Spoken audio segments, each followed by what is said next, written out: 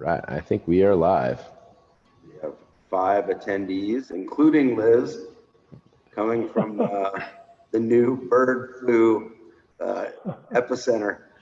Hey, Liz.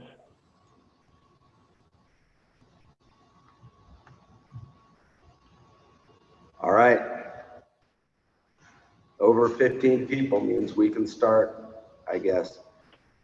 Welcome, everyone, to what is, I guess, maybe our 4th Sip Swirl stream, and maybe spit or don't spit. It's up to you. We're doing this every week until further notice, and maybe beyond, because we've got folks from a lot further away than I really anticipated saying they're enjoying this and they're liking to kind of interact with us and talk about wine this way. I'm Tommy Fogarty with the Fogarty family, the owners of this place. I'm with Nathan Candler, our wine grower, and Michael Martella, our founding winemaker. Today we're going to taste 2 of the Lexington wines. One is 2016 Alma, it's a Sauvignon Blanc Semillon blend, and then 2014 Cabernet Sauvignon, which is a varietally bottled but not 100% Cabernet wine. Nathan, you want to introduce yourself and say a few things and let Martella do that? Yeah, my name is Nathan Candler. I'm the winemaker here at Fogarty, so I manage the vineyards and kind of direct the winemaking, and both for Thomas Fogarty Winery and for our Lexington brand, which is, so this is a series of wines from the Fogarty family's southern estate vineyard. So the vineyard's about 20 miles south of the winery proper, and it's a bit warmer and it's higher in elevation, and there we grow kind of traditional Bordeaux varieties. So Cabernet Sauvignon, Merlot, Cabernet Franc, and then we'll taste the Alma, which is the first white wine we've made for the Lexington label. And this is a blend of Sauvignon Blanc and Semillon. And Michael, that bottle almost fell. Martella, you want to introduce yourself? Sure. As Nathan said, and Tommy said, I'm Michael Martella, and I had the pleasure of being the founding winemaker for Thomas Fogarty Winery.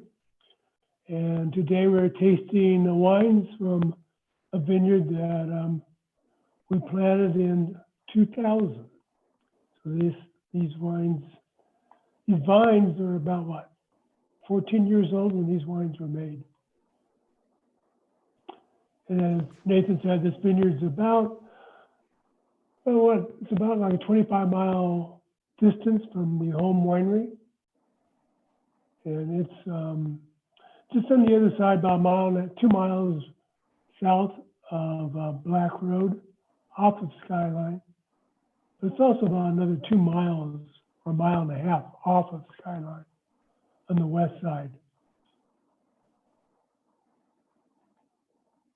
Yeah, that vineyard is a vineyard that we planted in 2000, as Michael mentioned. Way back when Michael and my father founded Thomas Fogarty, from whose cellar we're talking to you. He was always interested in having a place to grow Cabernet, my father. And he learned as he was beginning to plant this place from some more experienced people here in the Santa Cruz Mountains, that it was not only marginal to do Cabernet here up in the cold northern end of the AVA, but it wasn't going to work. No one was going to be able to ripen Cabernet here. My dad kind of said, oh, okay, well, we'll grow Pinot Noir and Chardonnay. But he kind of passively was looking around for a place to grow Cabernet. And I think with your help, Michael, and maybe a guy named Lou Bordy, I think a few people were involved in kind of figuring out where the Guest Ranch site was. Is that correct? Yes. We worked with a realtor, and he found the property for us, which was a Christmas tree farm that was not in very good shape. So we removed the Christmas trees in 99 and and planted in 2000. And there are our two protagonists right now. Or those there we are. handsome young My men. father, Yeah. Tom Senior there on our left, and Martella with him, proudly displaying a very large bottle of Thomas Fogarty Cabernet, which is pre-Gist Ranch. We were experimenting with Bordeaux stuff here at Fogarty in anticipation for finding our own vineyard that we could farm and make the wine from. What year do you suppose this photo is from, Michael? You know, I'm thinking maybe 10 or 12 years ago. I think maybe more, but maybe. More? Could be. I mean, I think so. I don't think could that be. that wine would have to be from like the mid 90s vintage. So that's probably mid to late 90s. Right, with that label. Yeah, that's been a while. Don't forget, it's 2020 right now. Oh yeah, well, it could have been longer. You know, there's another person here, I believe, Mary Garrison, may or may not be with us here. She was, and maybe she's. Yes, I am. Oh, there Hi, she can is. you hear me? She's even allowed to talk. That's fantastic. Mary, for those of you that have been in our tasting room down in Saratoga, you've met Mary, or if you've talked on the phone about, you know, reserving wines or getting your allocation or whatever, you've met Mary before, and she's not here with us at the winery, but she's joining us for this discussion, and she might have some input. So I'm glad she's been unmuted by our producer, Dushan. Hi, everybody. Yes, I hope I can give some input, though you three gentlemen are super knowledgeable, of course, but I will see how can I give a little bit extra to the people today if they have questions or anything about the wines. Okay, How excellent. come we have no video of Mary? I don't know, my camera is open. I don't know how to do it. Well, be careful, because Dushan may suddenly turn it on, so Okay. you can figure it out. Just don't be caught off guard. Yeah. And another thing, I don't know if Dushan mentioned this, but what we're going to try and do is take all the questions in the Q&A section. I don't know if that's something that the guests can control, Dushan, but we're going to try to have chat in the chat section and get questions in the Q&A. That way we won't miss anybody like we have unfortunately been doing occasionally. There's Mary. Ah, there she is. Hi, everybody. Welcome addition to this Thank motley you. threesome here. All right, should we pour these wines? Hopefully everyone who had the opportunity to get the wines in the tasting pack has done that, and they're able to taste with us right now. This is not the only time I'll mention it, but we're doing this on a weekly basis, and the way it's going to work is an email will go out, or you can reach out to the winery and find out what wines we'll be tasting each week, and we can get those wines to you overnight through Golden State, or UPS can get them anywhere in California, certainly overnight, and anywhere in the country within a couple of 3 days. So we can kind of taste together virtually and talk about the wines and discuss things. We'll discuss things like how Lexington got its name. Nathan's dad, Bill, wants to know. And Lexington, the vineyard is the Gist Ranch Vineyard, and it's, as we said, 25 miles south of here, on where Skyline turns into almost a one-lane road, and you're almost to Bear Creek Road. And then beyond that is Highway 17 Summit Road. It's really the backwaters of the Santa Cruz Mountains. And there is a reservoir that a lot of people have heard of called Lexington Reservoir. I know a few people on here live kind of near it. So a lot of you must be familiar with it. But so the reservoir is Lexington, but in the bottom of the reservoir is the foundations or what's left of an old town called the town of Lexington. There were two towns that are now covered by the reservoir, Lexington and Alma. And back in the 1800s, maybe early 1900s, I don't know, people used to grow produce, citrus and things in the Santa Clara Valley. They would take them on horseback over the mountain into Santa Cruz, Monterey Bay area. They would sell the produce and they would buy or trade or whatever seafood like abalone and albacore and salmon and whatever else they had in the bay there. And then when they would come back over the mountain from west to east, they would travel through a little canyon to stay out of the sun, because if you go out seafood on the back of your buckboard wagon, you don't want it to get hot. So they would go through this canyon and they would stop at the town of Lexington, water their horses and dunk their like burlap sacks of seafood in the water to keep it cool. Eventually they built a reservoir during that period where, you know, they were damming up everything in the United States to get water, and the towns were gone. And so we kind of memorialized the towns in the name Lexington. So it's time probably to try these wines.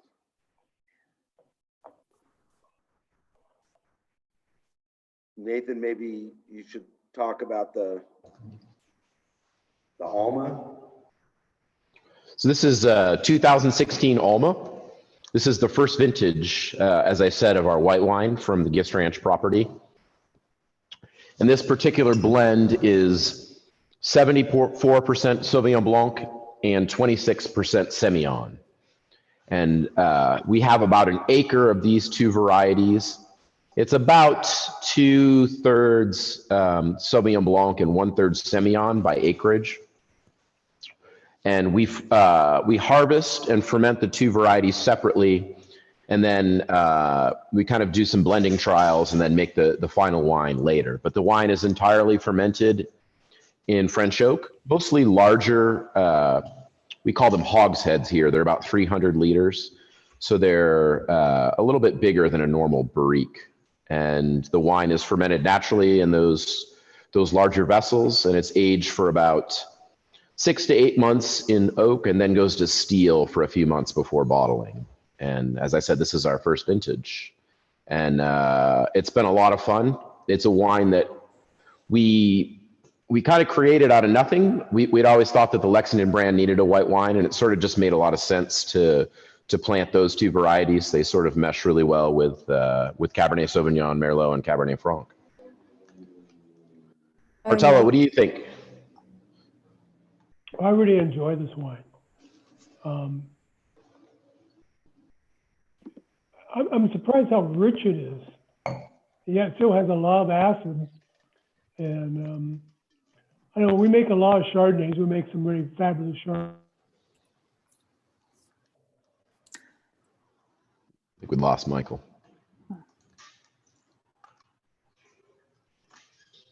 This 16 is the first Alma that we did. Oh, sorry. Go ahead, Michael. Anyway, I may have to leave you guys. I keep getting knocked off here. Our Wi-Fi is not very good this afternoon. But I really enjoy this blend. It's definitely more complex than what you'd find with just a Sauvignon Blanc. That the blend is really, really nice. Can I speak a little bit about this blend and why they go together? So Sauvignon Blanc and Semillon is kind of a traditional blend in the Bordeaux area, especially on the denomination Grafs. And it's been highly produced in the later years in the Margaret River area in Australia too. And if you want to know why these two go together and complement each other so well, is because the Sauvignon Blanc is a white wine with a high acidity or medium plus to high acidity levels, a lot of crispiness and citrusness on the nose. And Semillon comes into the blend and also, I'm sorry, Sauvignon Blanc has very light body usually, and Semillon comes to the blend to give that mouth fullness sensation. Is a white wine with lower levels of acidity or sensation of acidity in the mouth, but more creaminess and more body. So Sauvignon Blanc here pours a lot of aromas, citrusy aromas, and apple, lemon zest, and some white flowers. And Semillon gives to the wine a little bit more of creaminess and body in the mouth, and that makes it more food friendly. So it's a very good wine to have with some white fish with very low amounts of fatness, or a fresh pasta with a tomato and basil sauce, or of course any seashell that you can think about that doesn't have a lot of yodo on it. Yeah, when I didn't really know anything at all about wines like this. Nathan did. He knew a lot about them, and he was at Torrec before. So I suppose you were a little bit inspired by some of the wines you had tasted in Australia, Nathan. Is that fair to say? Or, I mean, this was not on my radar at all. But Nathan said this will probably be good, and I'm sure glad we did it. Yeah, I worked in the Barossa Valley, and in South Australia, there's not a lot of Sauvignon Blanc, but there's quite a bit of Semillon, and there's been Semillon grown there for a long time. But certainly wines like this, as Mary said, from Western France, mostly around Bordeaux, from Pessac and from Grave. And so I was, when we were trying to come up with a white wine to complement the other varieties there, it just sort of seemed natural to try this. And really, it's the only planting of Semillon in the Santa Cruz Mountains, and maybe the only planting of Sauvignon Blanc, which is kind of odd for an area that has so much Cabernet Sauvignon to not have Sauvignon Blanc as well is kind of interesting. So I think this is really the only wine of its type made in the Santa Cruz Mountains. So it's and the quality, right off the bat was so high that I think we knew we were on something. And it's funny the way we make this wine. I actually picked the Sauvignon Blanc quite ripe and pick the Semillon less ripe. So it's kind of the opposite of what a lot of people do. Most people pick Sauvignon Blanc quite early and sort of let the Semillon get ripe, but I kind of do it a little bit backwards. And I kind of like the way that it gives the wine the volume more from Sauvignon Blanc, and then picking the Semillon really early keeps it almost really edgy and almost nervous. Duchan is putting up a series of photos of the Gist Ranch vineyards. And one thing you'll notice is, unlike here, no matter how high above the vineyard you are with the drone, or what perspective you have, or which direction you're looking, you won't see the ocean. It's quite a ways from the ocean relative to here. And it's also higher in elevation, and fog never gets up to it. And it's so for that reason, it's a bit warmer, and we're able to ripen all these varieties down there. Someone asks about the planting of Sauvignon Musqué. So there are two selections of Sauvignon Blanc planted there. One is sort of traditional, the French selection of Sauvignon Blanc, and then there's some Sauvignon Musqué. And I believe the Musqué selection of Sauvignon was isolated by a guy named Doug Meter in Monterey County, actually. And so it's genetically, I believe, very similar, if not the same as Sauvignon Blanc, but it has a lot of terpenes. And so we harvest it together at the same time as our other selection of Sauvignon Blanc. So we treat the two selections just as a way to get more complexity into the finished wine. But we did plant it separately.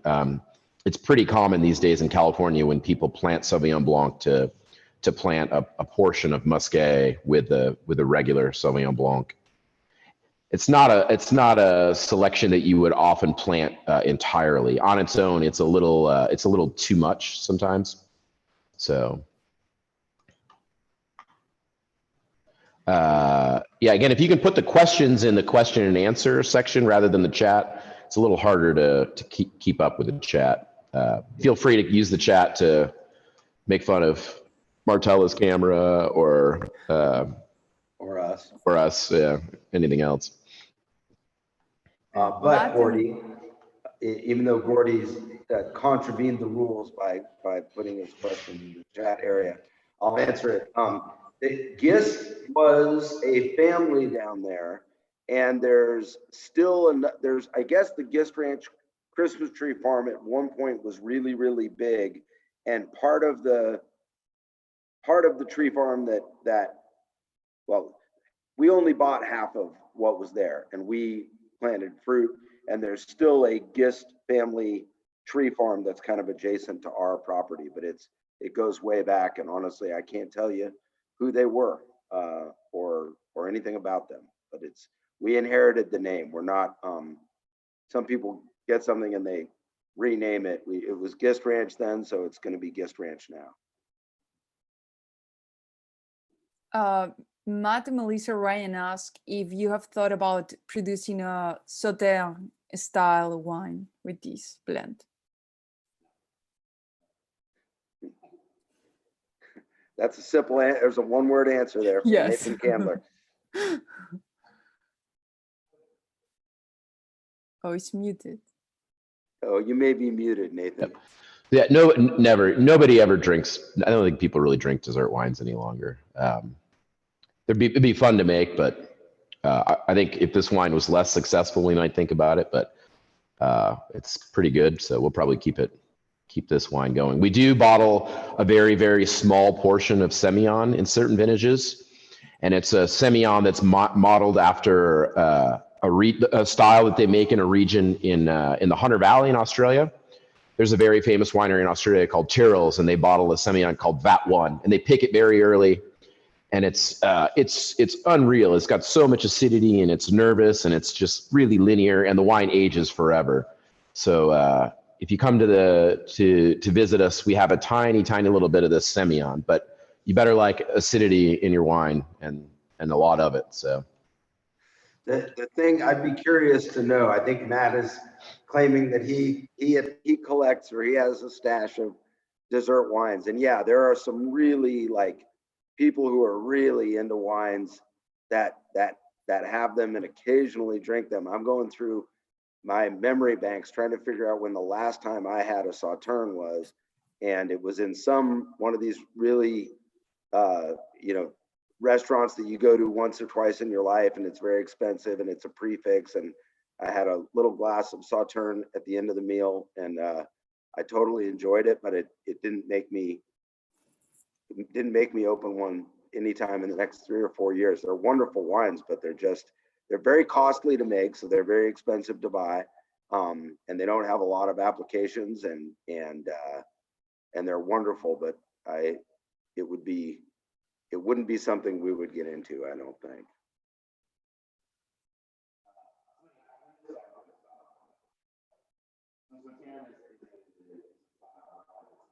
Nathan is muted. You're muted, Nathan. Thanks.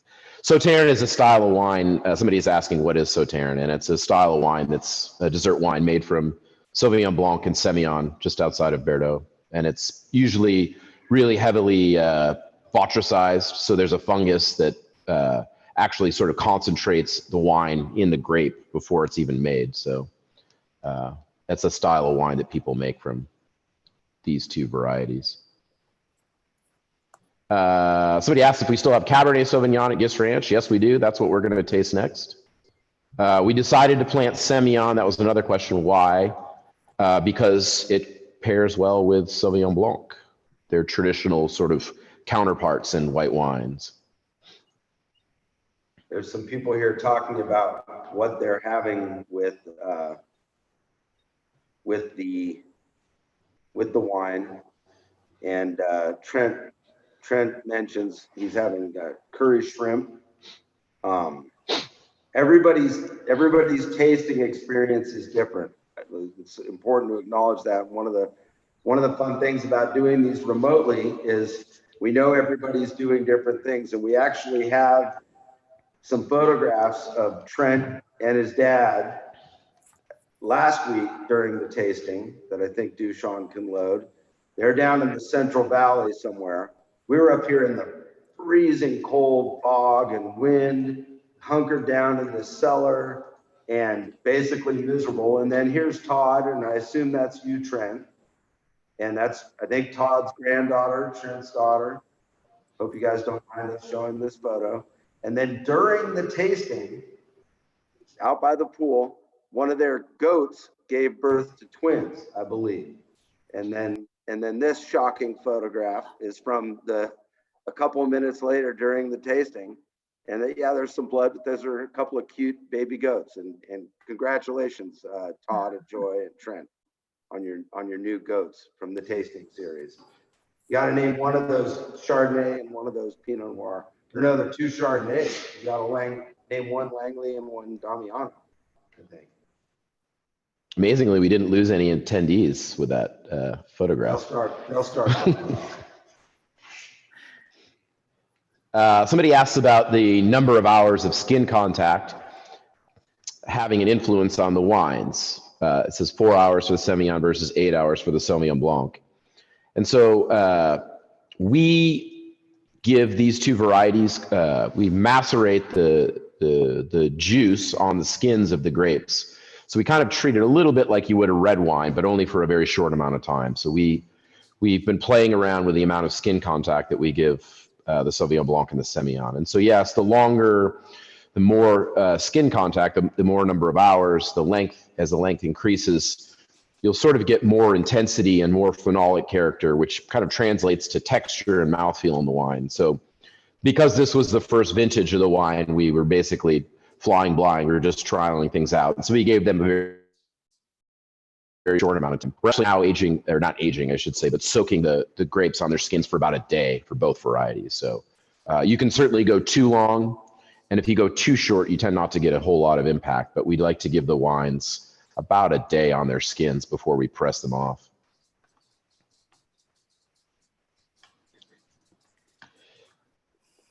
All right. So Lexington started, we bought that vineyard in 2000. I think we left this bit out. And we messed with the vineyard, learned how to farm it, experimented with these types of wines for a full 10 years until we launched our first Lexington wines in 2011.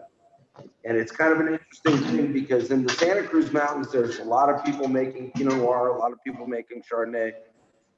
And there's a bit of a consistent sort of set of techniques there, you know, all very like traditional semi-Luddite style of winemaking, and a lot of people are kind of doing the same thing. There's a emphasis on transparency and the wines not being overly stylized.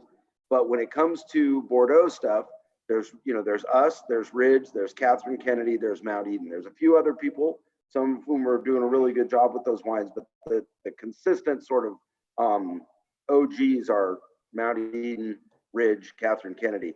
And they each do something pretty different, from the kind of oak they use to the way they blend to this and that. So we spent a lot of time working on the Lexington. We spent a lot of time. We spent 10 years, and then we finally launched the label in 2011, and that's in response to a question. Should we move on to the Cabernet? So the Cabernet we're tasting is from the 2014 vintage. This is Gist Ranch. This is all from the estate, like all the Lexington wines. So these wines are 100% from our Gist Ranch property. Is Martella down? He's gone. He's gone. He's a goner.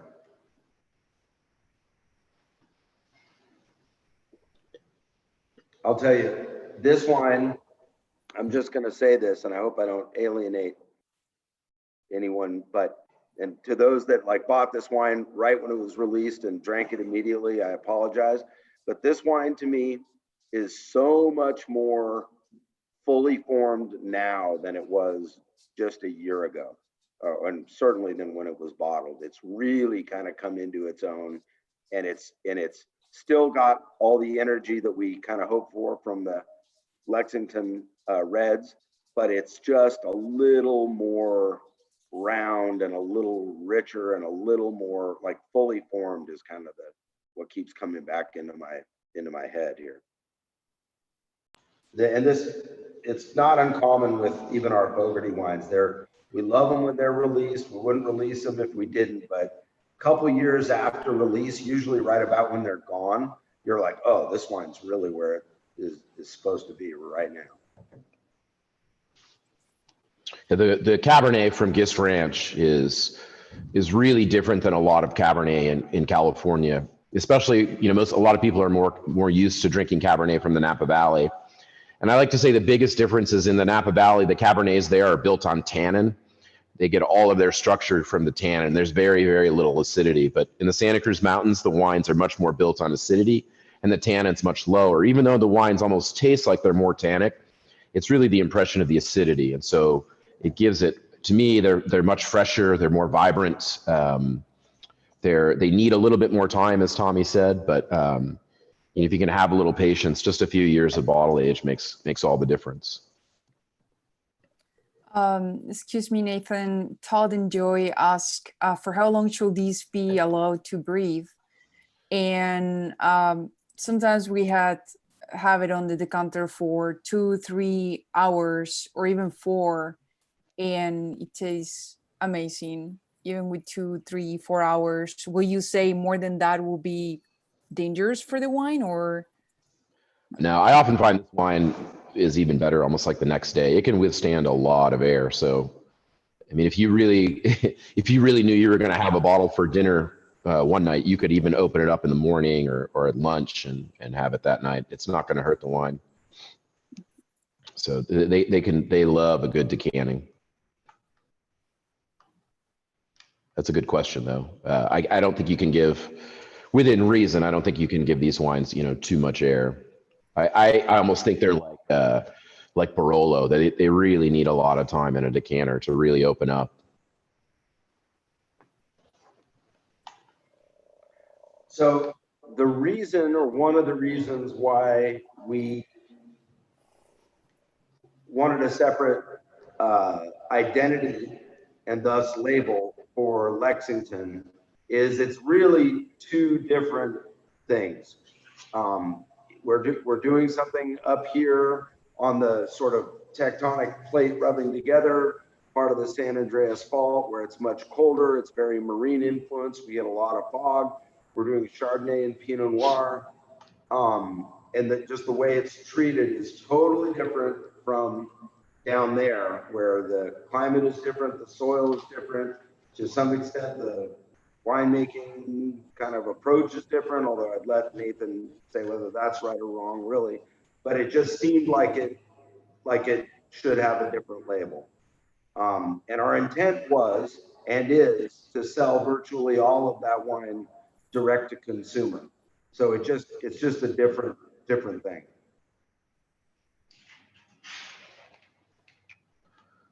Somebody asked if we intended to bottle Lexington Meritage again. And the Lexington Meritage was a wine we made here at Fogarty for a number of years.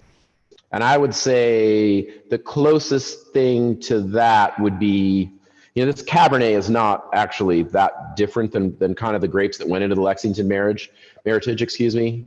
Meritage is a made up word, and it's kind of a silly organization, so we just call it Cabernet. But we do have a Tête de Cuvée here called Apex for Lexington, which maybe we'll try one day. And it's really kind of a selection of, a very small amount of barrels from each vintage that kind of represents the top and really the most distinctive lots of a particular vintage from Gist Ranch.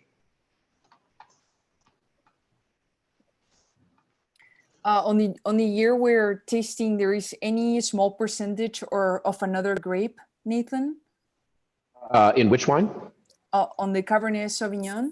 Yeah, there's always Merlot and sometimes Cabernet Franc. This 14 has a little bit of each. I don't remember the percentages exactly, but there's always Merlot and Cabernet Franc in the blend. And how will you explain what those small percentages of Merlot and Cabernet Franc come to create into these Cabernet Sauvignon? What is the report? Well, the kind of the traditional reason for blending those other varieties were sort of to kind of add complexity and kind of adjust the structure of the wine. The Merlot that we source from Gist Ranch is very different than most Merlot grown in California. So the Merlot I actually think gives the wine a lot of energy. Oftentimes Merlot is more kind of weighty and soft, but the Merlot we get from Gist Ranch is almost more kind of like structured and almost more fierce than the Cabernet. So we use a little bit of that to kind of give the wine some structure. And then I think the Cabernet Franc gives really bright aromatics. And that kind of, to me, lengthens the palate. The Cabernet Franc from that property, which we bottle under the Lexington label, is really, really fun stuff. It's delicious. I have to say that Santa Cruz Mountains is one of the most interesting places to grow Cabernet Franc in California, for sure. And so that small percentage that goes into this wine goes a long way. And then most of it actually gets bottled in our Lexington Cabernet Franc. Yes, the Cabernet Franc is one of the most requested Lexington wines on the tasting room. It has a cool following. Somebody asked, what are those Cabernet selections planted at Gist Ranch? There is a clone called 337, a clone called 15, the Mendoza clone, which I think is clone 7, and then clone 4. So there's 4 Cabernet selections, and they're on 2 different rootstocks. And it's some of it is trained on a cordon, and some of it is cane prunes. And the soil at Gist Ranch, somebody asks, is entirely sandstone. So it's very uniform. Somebody asks, do all Cabernet Sauvignons have a small percentage of Cabernet Franc and Merlot? I would say no, not all, but ours typically does, yes.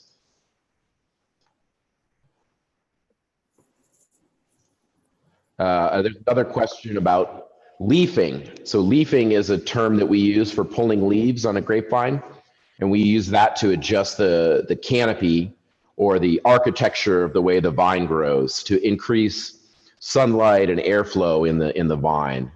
And we do leafing on the east side because it's cooler. The west side is very warm, and so we can get more airflow and sun without kind of burning the fruit. So that's why we leaf on the east side. The vines run north to south, so they have a very distinctive cooler east side and a warmer west side.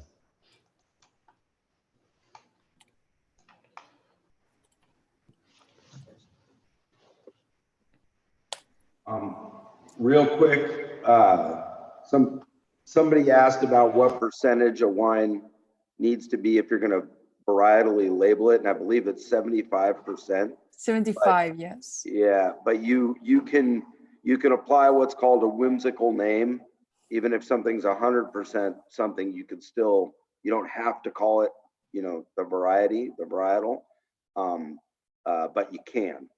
If it's less than 75%, you can't call it the varietal. You've got to call it something else. I hope that answers the question.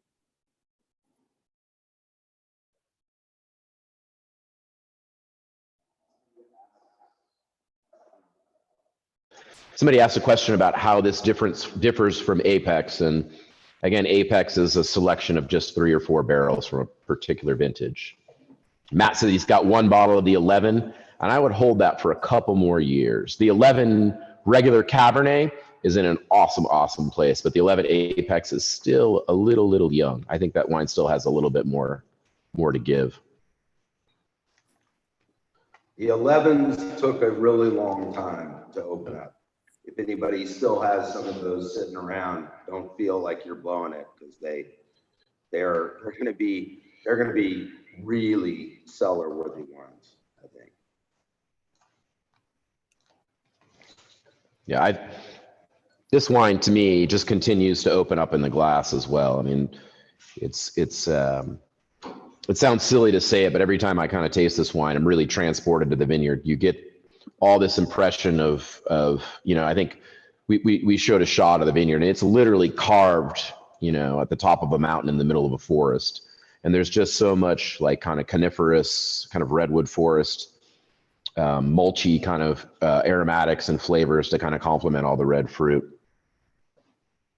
Nathan, David asked if vines have something as a muscle memory. If they, for example, 2012 was influenced by the climate or weather on 2011.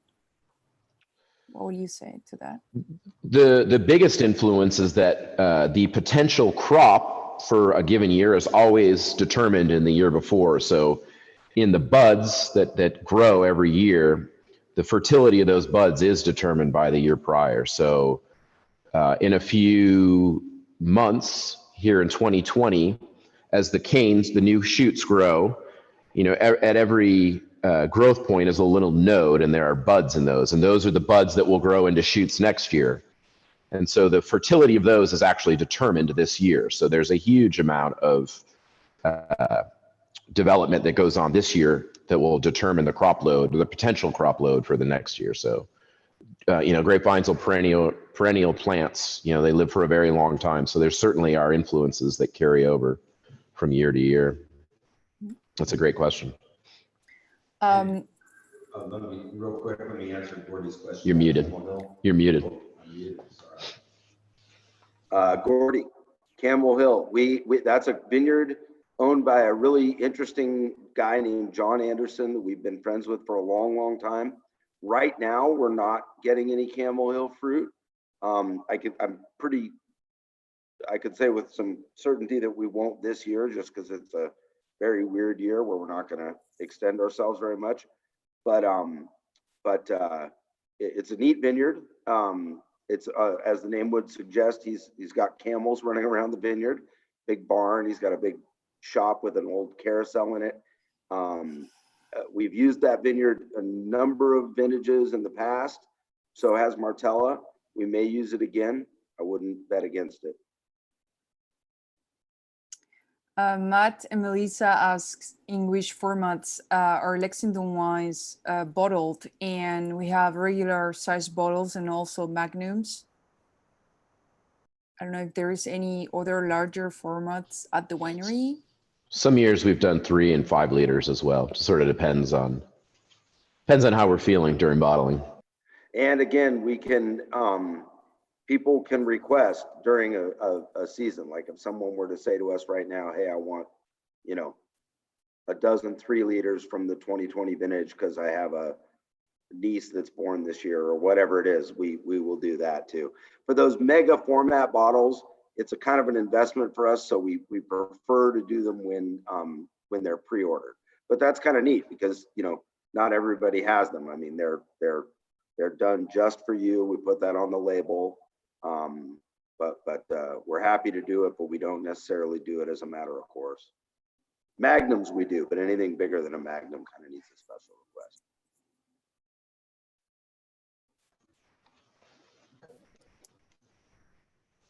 Right on. This is a fun tasting. As Tommy was saying, the 14s have really started to come into their own, and it's really cool to see the wines as they develop over time. They really start to soften and really open up. And again, this 14 cab is really starting to get into a nice place.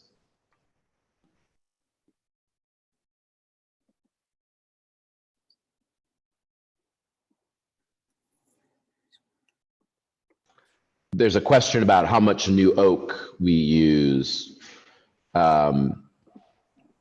We typically use about 15 to 20% new oak for the Lexington brand. So a pretty small amount relative to most producers in California. And the original vintage, I should say, of Lexington in 11, we did use some American oak, but now the wines are entirely aged in French oak. And again, only about 15 to 20% new.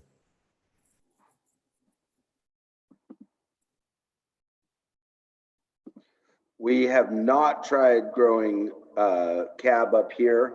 When you say estate vineyard, I'm assuming you're meaning our northern estate vineyard. Lexington's estate also, it's just a different site. But I don't think there is a clone that we could ripen up here. Do you, Nathan? Cabernet, or at least not with productivity and consistency that we would need. I think the biggest problem would be actually setting the crop. We might be able to get the fruit ripe, depending if we had one of those really long Indian summers, we could probably hang the fruit and ripen it, but it'd be a real challenge to set a crop here. The Cabernet wouldn't bud out till really, really late in the spring, and it would be a long growing season. And the six-wheeled vehicle is gone. The Pinzgauer 712 is gone, Matt, but we still do tours in Gist Ranch and some other neat old vehicles, and we enjoy doing that.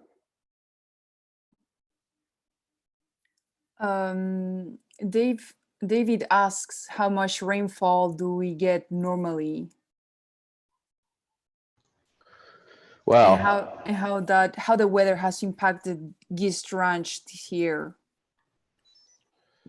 we don't have as long a history of weather data at Gist Ranch as we do on this property. So it's hard to know from a really, really long perspective, but I would say Gist Ranch probably gets a little bit more rain than this property because it's higher in elevation. I would say, again, it's hard to say because the last few years have been so dry. But I would say on average, it probably gets over 30, maybe 40 inches of rain in a given year. And the soils are so sandy there that they hold a really, really nice amount of rain, not too much, but not too little. So the rainfall, and it seems fine. We don't irrigate the vines. They seem like they have enough water to grow throughout the growing season. So it seems like the site is well suited to farming Cabernet there. Is there more, do you know of any more dry farming Cabernet in the Santa Cruz Mountains? You know, that's a good question. I'm not positive. I would bet that some of Ridge's vines maybe are dry farmed. They're pretty good farmers. I would think they wouldn't add water to things that didn't need them, but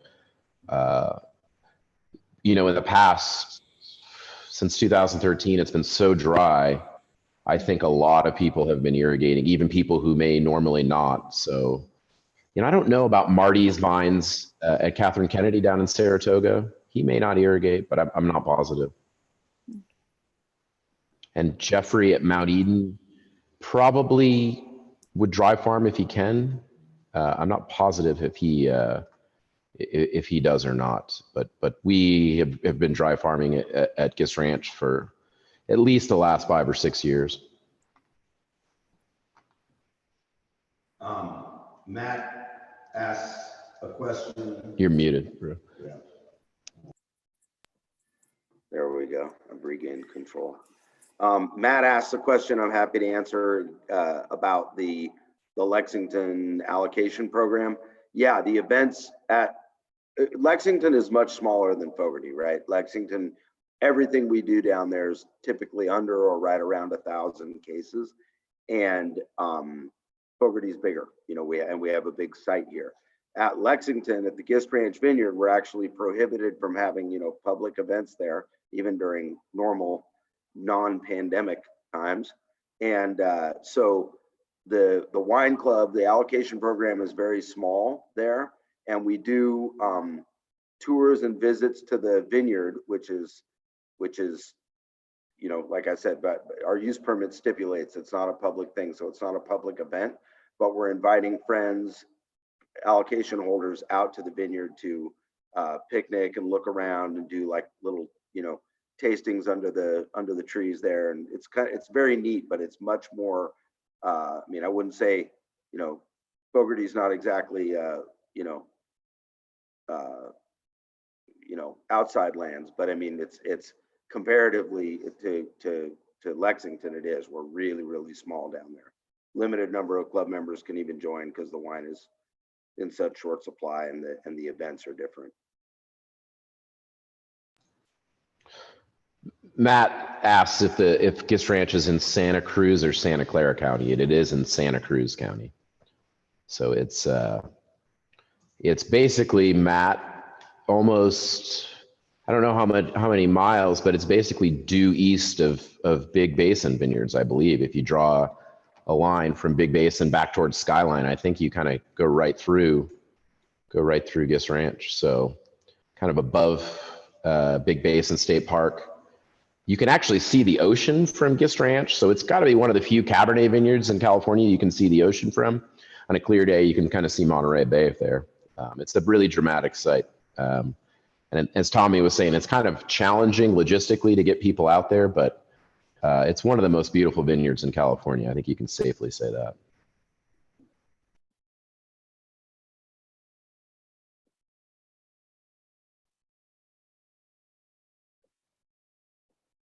Any impressions about these wines, you know, positive, negative, or just neutral? Like, what do people think about these wines? Are they in any way surprising to you, like relative to other California Bordeaux things, or if you're really into the actual Bordeaux wines from France, how do they compare there? We're, you know, it's being really small. One of the neat opportunities we have being a small producer and having a small group of customers that we hope will enjoy the wines every vintage. We learn a lot from hearing what people have to say about them.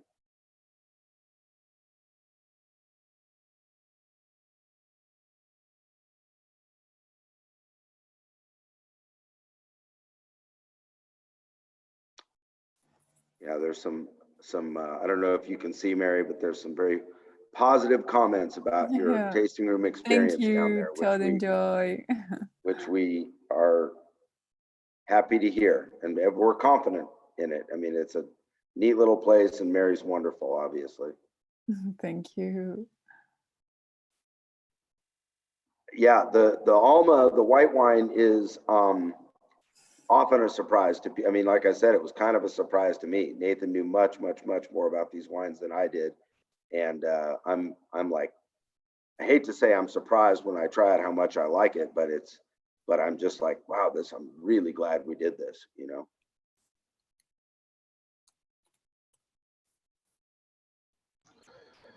Somebody asked if there's more rattlesnakes at the North or South Estate Vineyard. I don't think there's very many at either.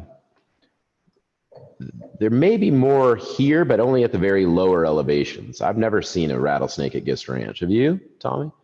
I don't think I've ever seen one there, but I'm there a lot less. I mean, we have rattlesnakes here, but they're not. I mean, there's a bunch of reasons why you don't find a lot of them in the vineyards.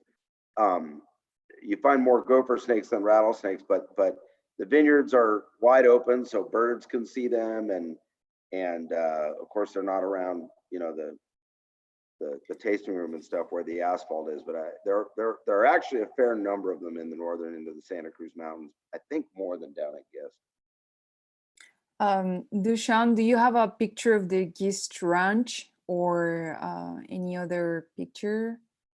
Here, Trent is asking for some more pictures. And also David asks if there's any future projects at Lexington, a new wine or grape or blend. I would say that we just tasted through all the 16 and 17 wines from Gist Ranch. You know, they're very young. The 17s were just bottled. They are going to be really exceptional wines. I think that our trajectory with the Lexington wines is just in a really good direction. The wines, I think we're learning how to make the wines a little more approachable as they're in their youth, but without sacrificing the structure and the energy and the long-term aging potential of the wines. So we just put in, I believe in 2017, some new fermenters. So we have fermenters that are specific to the blocks. There we go. There's a good picture of them right there. So you can see these are each they hold about 5 tons of grapes, and there are 4 blocks of Cabernet that are all about an acre. And our Cabernet Franc and our Merlot lots all kind of fit each of these. So we can kind of turn each of these tanks once during the harvest. It allows us to give the wines longer time on their skins. So we're doing a lot of extended maceration, particularly on the Cabernet Sauvignons. So I think the winemaking has really kind of getting dialed in down there. So I'm very excited about those next 2 vintages. And Nathan, are you experimenting with concrete egg? The one that I see there? That's our amphora. So that's actually made of clay. And so we use that for some Chardonnay from the estate here. Oh, okay. So yeah, up in the top, you can see on that blue palette, right through the ladder. For those of you following along at home, that's a clay amphora from Italy. We've had that for a while. I've been playing around. We make a wine called Satsum, which is a Chardonnay fermented sometime on its skins, and that is aged and fermented in that vessel.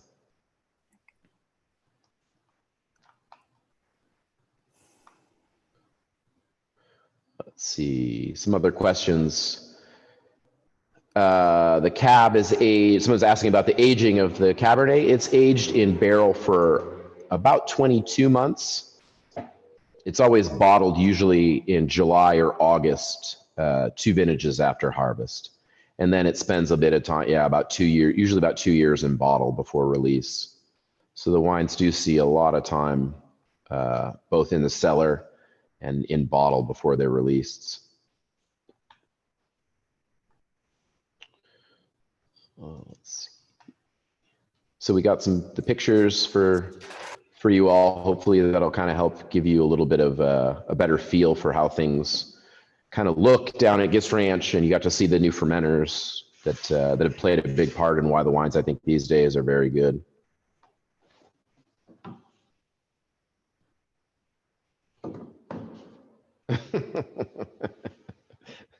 So that is Matt and Melissa Ryan, who have joined us on every one of our tasting events. That's great stuff. Got the wines open, following along. Are these kind of in real time, these tonight? There's some other questions. Do we ever do any blending workshops? I don't know. Have we? You know, they've done. You're muted still. Oh, sorry.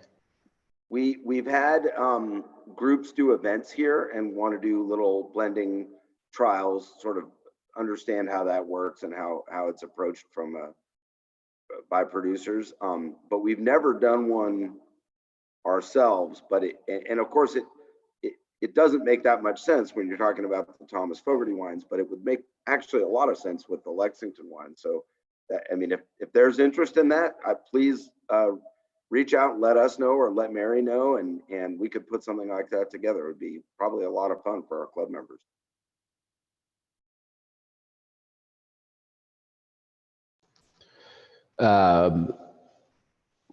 Kurt asked, what are the types of storage medium you use for both the white and the red at Lexington? We use exclusively French oak for both of the wines.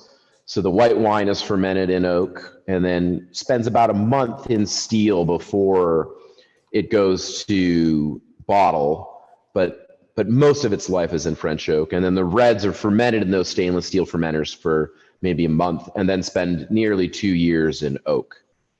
And again, that amphora was for some Chardonnay from the Fogarty property. So basically the wines see time in French oak. That's a great question about the élevage. Matt and Melissa asked, do we schlep farming equipment between the 2 vineyards? And yes, we do. It is not a lot of fun, but we're a small family farm, so we don't have duplicates of all the equipment that we use, but we have a sprayer that's down there for the season and usually have a mower, so we don't move everything, and we're not moving tractors back and forth all the time. But yeah, it's a lot of work to farm in the Santa Cruz Mountains. You're driving heavy equipment and tractors on really, really windy roads. You're driving the tractors on really steep slopes that kind of give you white knuckle when you're kind of coming up and down. But I think hopefully you guys enjoy the wines, because I think the wines from the Santa Cruz Mountains are some of the most compelling wines made in California. We use mostly track tractors. We do have one John Deere that we'll use on a wheel tractor on some flatter slopes, but it's mostly track tractors. Alex asks, what's the aging horizon on the Alma? And you know what, Alex, I really am not sure because that wine is so new for us. You know, the 16, I really like where it's at today. So it's, 4 years from vintage. I don't think it's in the hurry of going anywhere. I see the wine being able to age a lot. I think what's going to happen is the fruit characteristics are going to really start to subside, and you're going to start to see a lot more. It's starting to pick up like little hints of almost like petrol, almost like you'd get in some kind of aged Rieslings, but it has like more mineral and kind of smoky characteristics. So I think it'll be really interesting. It just, if you like the wines more fruit driven, I would drink them young, but if you're into more complexity, I would give the wines a little bit of age. But there's a lot of acidity, and the wine has a lot of like phenolic character or structure. So I think the wine should last for a while. But again, they're very new, so hard to say.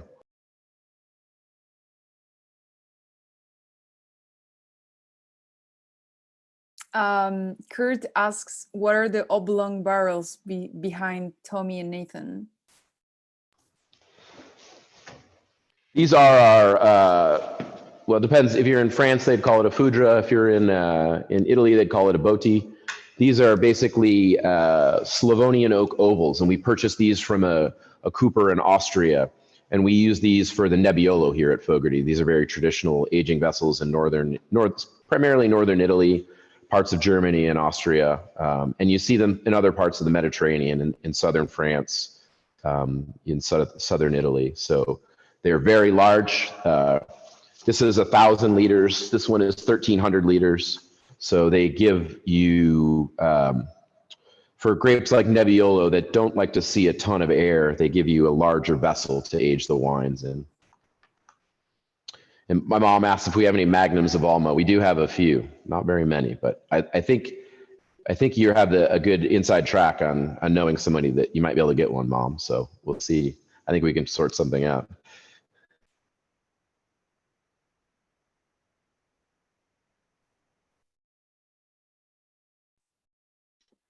David asked how the Alma will change. Did you talk about that at all, Nathan? One of the things I did when Nathan was telling me we were going to make that wine is I had they were just straight Semillons from Brokenwood in Australia, and those are they're amazing wines when they get a bit older. That was not on my radar at all. I don't know if you could expect the same thing, Nathan, here from ours. I would hope so. In a perfect world, it'd be neat if they aged like that. Older white wines are not as appreciated in my view as they probably should be. But people who have tried them and understand them really like them, and for good reason. White wines age just fine, no matter what you are told. Good white wines age really well.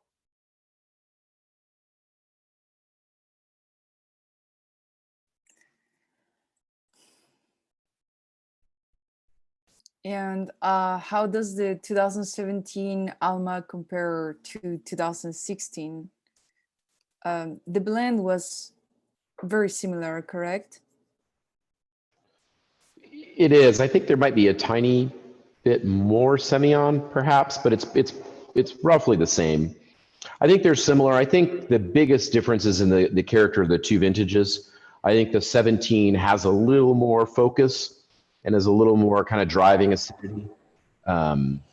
Maybe not quite as rich, but maybe longer. I quite like the 17. Somebody back in the chat was saying that they had had a bottle. Was that Gordy that said he had a 17 Alma tonight? And I think he was pretty happy with it. I've been tasting the 16 because I think this is maybe the last few bottles of the 16 that we have. And we're going to start getting into the 17 here, but I'm pretty happy with the 17. I think it's going to be a great follow-up to the 16.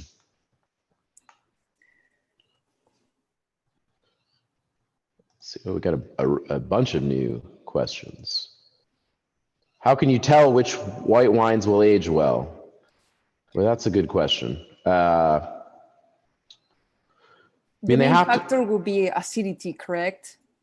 The higher levels of acidity can protect the wine to age for longer periods. For I example, would say, Riesling has a lot of acidity. That's why it ages so well. I would agree with that. I think that's a good place to start. Really, that's one of those things where I don't think there's any magic formula. You just have to have good grapes and thoughtful or careful winemaking, and really the only way to know is to have a track record. So while we think that this Alma will age, there's no, we just don't have you can, if we have a few bottles of this 16, or maybe you can buy some 17 and open a bottle every year for the next couple of years, and you can follow along with us, and we'll find out how well it ages.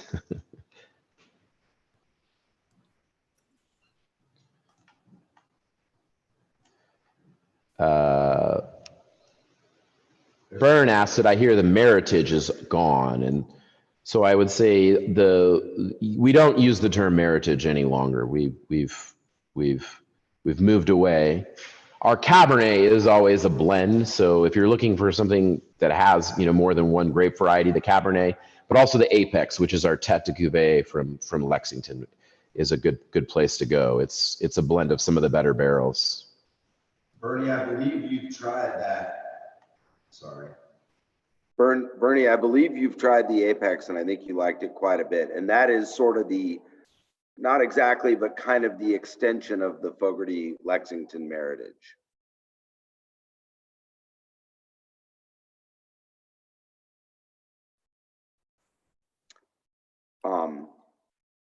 Nathan, somebody was asking for you to describe what you mean by nervous when you say a wine seems nervous.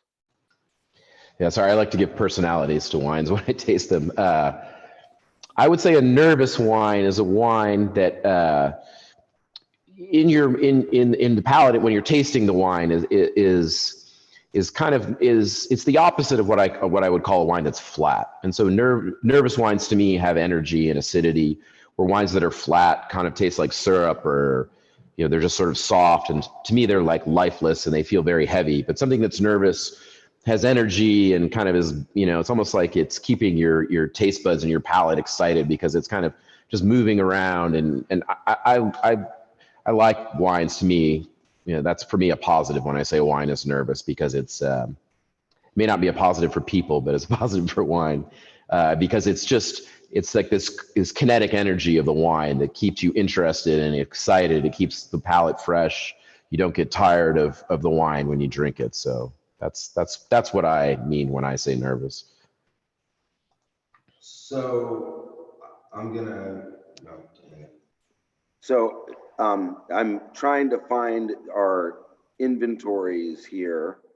A lot of people threatening to buy some Alma, which I'd love it if they would make good on those threats, but we're almost out of the 16, correct, Mary? I can't find the inventory here, but we're down to very, very little of it. We're using the last of it here. I think I have it here actually. A second.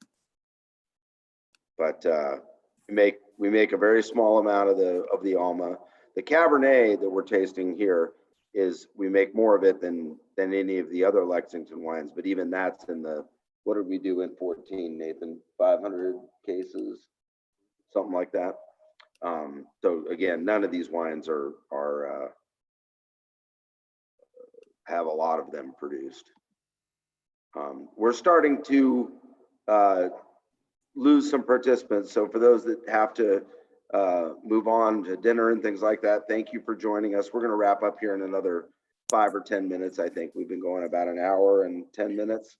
But any final questions? And also,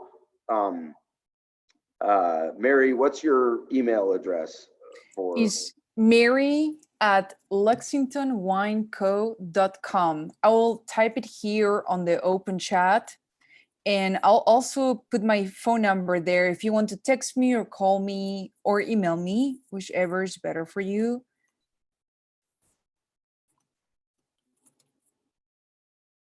And we sort of figure that we'll probably do maybe 3 Thomas Fogarty streams like this, and then one Lexington, 3 Fogarty, 1 Lexington, or something like that. There's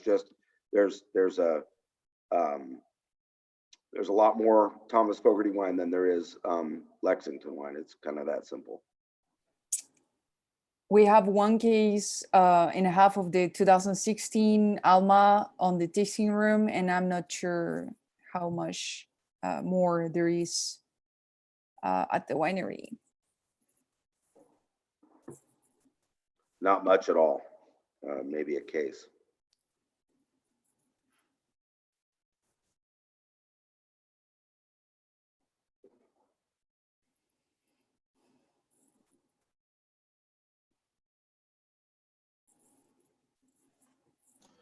All right, we've got. I'm sorry, I think- Jeannie says that she cannot see my email and phone number. I'll post it on the, where else can I post it? Well, you may have. You just go into all panelists panelists. only. Yeah. Yeah, you may have to select all panelists and attendees for the message.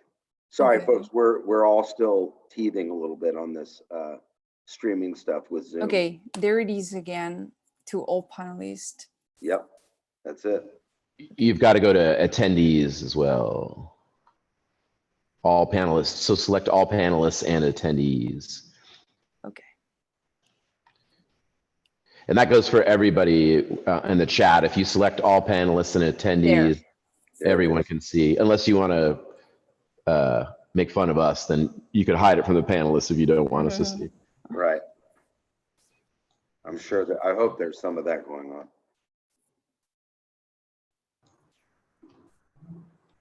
Well, all right. Should we, any last words of wisdom? Final thoughts, Nathan? No, I think this is a fun tasting. I love getting more and more people the chance to taste the Alma. You know, it's a fun wine, and it's a wine that I think I sort of created the idea for it in my head without ever having anything, knowing anything about it. And to be honest, we tasted the wine, the first vintage, that 16, a couple months after the fermentation was finished, and we were going through the barrels, and there were a few barrels that I'd never made much wine in that style from those grapes, and there were a few times where I was like, oh man, I think I may have really screwed things up, and I was really upset with how things looked. But then as the wine sort of aged out of its youth and kind of developed, it really turned into something that I was really proud of. And so it's a true pleasure to share the wine with all of you, and I'm glad you enjoyed it. And yeah, there's a little bit of that 16 left that you guys should snap up and then maybe dip into the 17, because I think the 17 is a worthy follow-up. Mary, thank you for joining us. It's good to see you. Thank you. This was an impromptu video, but yes, video call. Thank you for letting me participate. And if you have any questions, you want to have the prices or anything you need, you can text me or email me again. So yes, thank you very much for participating. Thank you, Mary. Thank you. All right, we'll see everybody next week, and I think we'll hang on for a second to accept like questions about getting on the mailing list or if you need information on how to continue with these or how to get the wines to you for the next few sessions. I think we've got like 4 or 5 of them planned out now into the future. So if anybody has questions about what wines are planned. Yeah, what's our next one, Duchan? Riesling, maybe. Mindigo and La Vita Bella? Yeah, we're going to do our grower series Pinot. So Mindigo. Ron Estate, very nice Pinot Noir vineyards that we work with. La Vita Bella down in Corralitos and Mindigo Ridge right here in the northern end of the Santa Cruz Mountains. Both neat vineyards, great wines. We're gonna do that next week. Cool. Well, we'll say goodbye. Happy Easter, happy Passover, whatever holiday you celebrate. Be safe, be sane.